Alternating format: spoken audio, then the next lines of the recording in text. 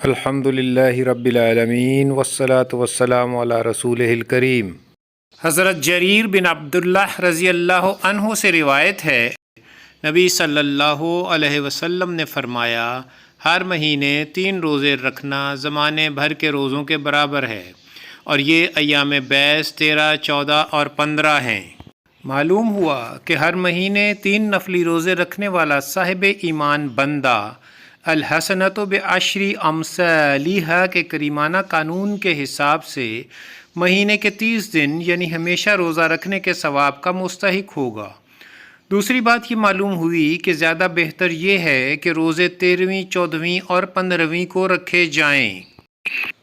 حضرت ام سلمہ رضی اللہ عنہا سے مروی ہے کہ رسول اللہ صلی اللہ علیہ وسلم ہر مہینے میں 3 دن روزہ رکھتے تھے، 2 ایک ہفتے میں، پیر اور جمعرات کو، اور اگلے ہفتے کے پیر کو۔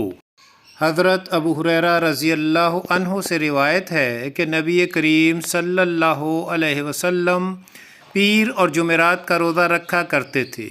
آپ سے عرض کیا گیا، اللہ کے رسول، آپ پیر اور جمعرات کا روزہ رکھتے ہیں؟